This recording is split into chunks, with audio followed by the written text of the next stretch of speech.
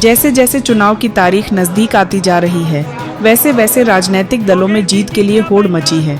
जनता को लुभाने के लिए सभी दलों ने वादों और घोषणाओं की झड़ी लगा दी है। भाजपा, कांग्रेस और आम आदमी पार्टी जैसे बड़े दलों को टक्कर देने के लिए बहुजन समाज पार्टी भी मैदान पर है। बसपा ने दिल्ली की लगभग सभी सीटों पर अपने उम्मीदवार उतार दिए हैं। मेहरौली विधानसभा से बसपा ने योगेश्वर सिंह बिष्ट को मैदान में उतारा है।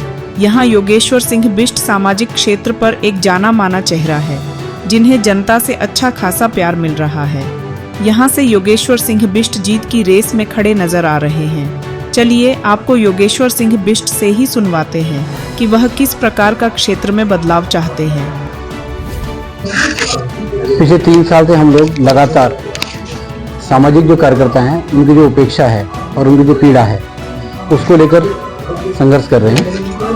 दूसरा जो मेहरौली जो क्षेत्र है विधानसभा है, इस विधानसभा में दुर्भाग्य से पिछले 15 से 20 वर्षों में जो भी चुने लोग आए, उन्होंने क्षेत्र इतनी उपेक्षा की है कि जो मेहरौली कभी बाहरी दिल्ली, दक्षिण दिल्ली आज क्षेत्र जो है पूरे का सबसे सिरमौर स्थान होता था, इसकी आज स्थिति ये है कि इससे बुरी स्थिति पूरी दिल्ली में शायद किसी क्षेत्र की होगी।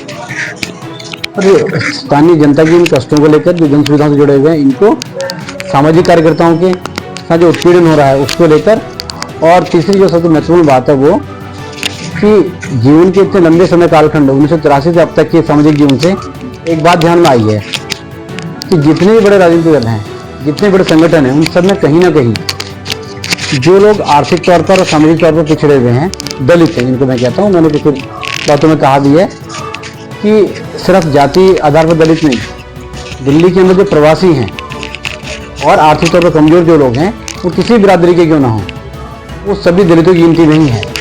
उन सबके साथ इन सबका जो व्यवहार रहा है, उससे मेरे मन में ये कष्ट इतना ज़्यादा मेरे मन में कष्ट इस बात को लेके है कि जब कोई रास्ता नहीं सूझा, सब जगह जाने के बाद भी कोई समाधान नहीं हुआ, तो अंतिम समाधान के तौर पर मैंने स्वयं चुनाव लड़ने के लिए सब लोगों के आग्रह को स्वीकार किया है और अब मैं इसमें मैदान में हूँ। अभी लगभग विधानसभा का 1.5 दौरा मैं कर चुका हूँ और लगभग 50 के आसपास जो नुक्कड़ सभाएं और हमने की है सारे ने, इस सब में मैंने 3 बातों पर सबका ध्यान दिलाया है। एक तो जो सरकारी योजनाएं बने, उन सब में स्थानीय नागरिकों की भागीदारी रहनी चाहिए, तो यहाँ पुराने समय से रह रहे हैं, यानी सुख दुख की जानकारी उनको ज़्यादा अच्छी तरह है, मौलिक जानकारी उनको यहाँ। दूसरा, विकास जो भी हो वो स्थायी होना चाहिए। ऐसा नहीं कि आज सड़क बनी कल दूसरा विभाग उसको तोड़ रहा है। एक बार जो सड़क बने वो स्थायी लंबे समय तक चले, उसके लिए पहली जो तैयारियां सब पहले की जाए। और तीसरा है कि सस्टेनेबल, मैंने नाम लोगों को दिया सारे मामले में, स्थायी और सुविधाजनक, सुव्यवस्थित, स्थायी और स्थानीय नागरिकों की भागीदारी, इन 3 विषयों को लेकर के मैं सब लोगों के बीच में बात रख रहा हूँ। और कोई भी बड़ा वादा, चुनावी वादा, इस तरह का वादा मैं कर ही नहीं रहा। मैं स्पष्ट कह रहा हूँ सबको, मैं आप सब लोगों के बीच में कोई वादा करके नहीं जा रहा। मैं सिर्फ ये कह के जा रहा हूँ, अगर आप लोगों को मेरी नीयत पर विश्वास हो और जो मैं कर रहा हूँ आगे मेरे साथियों को जानकारी है, वो आपको ठीक लगता हो, तो वह मुझे समर्थन दें। यही बात मैं लेके जा रहा हूँ, यही मेरे सोचने का और विकास करने का और कार्य करने का आधार रहेगा। जनता ही मालिक है और मेहरौली की जनता का मन योगेश्वर सिंह बिष्ट की ओर भी जा सकता है, क्योंकि उनकी साफ छवि और सामाजिक पृष्ठभूमि उन्हें जनता की पहली पसंद बना सकती है। उनके लंबे राजनीतिक अनुभव और मायावती के नेतृत्व में वह भाजपा, कांग्रेस और आम आदमी पार्टी को अच्छी खासी टक्कर देते दिखाई दे रहे हैं।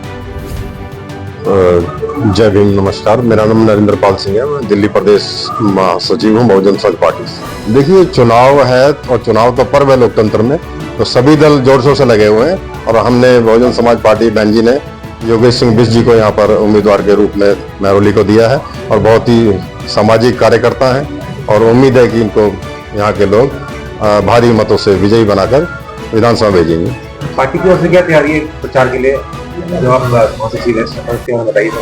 देखिए, पार्टी की तरफ से जो स्टार प्रचारक है 40 अभी, और बिष्ट जी के साथ मैं खुद हूँ, हमारी जिला प्रभारी हैं और भी टीम अभी मेरे ख्याल से कैंपेनिंग में है, तो पूरा जितना भी सहयोग रहेगा हम बिष्ट जी को देंगे पार्टी की तरफ से। कितने कैंडिडेट उतारे हैं सर? बीएसपी ने दिल्ली में 70 के 70 कैंडिडेट उतारे हैं सर, जिसमें से हमारे एक पर्चा हमारा रिजेक्ट हुआ है कि नहीं कागजी कार्रवाई के चलते, बाकी 69 सीटों पे हम लोग चुनाव लड़ रहे हैं, बड़ी मजबूती से लड़ रहे हैं। क्या संदेश देना चाहेंगे इस पर जनता को? जनता को हम ये संदेश देना चाहेंगे कि आपने 70-75 साल में आज़ादी के बाद से सारी सरकारों को देखा है, और एक बीएसपी की सरकार आपने यूपी में अगर हमें मौका मिला तो कैसे चलाई है, उस पर अब जनता को देखना है कि कैसी सरकार उनको चाहिए। और हम प्रयास कर रहे हैं, और यहाँ से भाई साहब ये योगेश जी चुनाव लड़ रहे हैं। प्रयास तो ये रहेगा कि इनको फुल सपोर्ट मिलनी चाहिए, और हमारे जो मुद्दे हैं वो हैं हमारे, अगर हमारी पार्टी सत्ता में आती है तो हम रोजगार के ऊपर काम करेंगे, हम रोजगार देंगे। हम ये मतलब केजरीवाल की तरह लॉलीपॉप नहीं कि भाई वो 2100 रुपये दे रहे हैं या 4 किलो 5 किलो अनाज दे रहे हैं। हम सिर्फ शिक्षा और स्वास्थ्य और रोजगार देंगे। रोजगार का हमारा असली मुद्दा है कि रोजगार पे ही हम काम करते हैं। और हमारी जो पार्टी है, जो बहन जी ने 4 बार मुख्यमंत्री रही है, उसमें यूपी में जो उन्होंने काम किए हैं, अगर दिल्ली में आती है तो उससे ज़्यादा काम दिल्ली में हम करेंगे।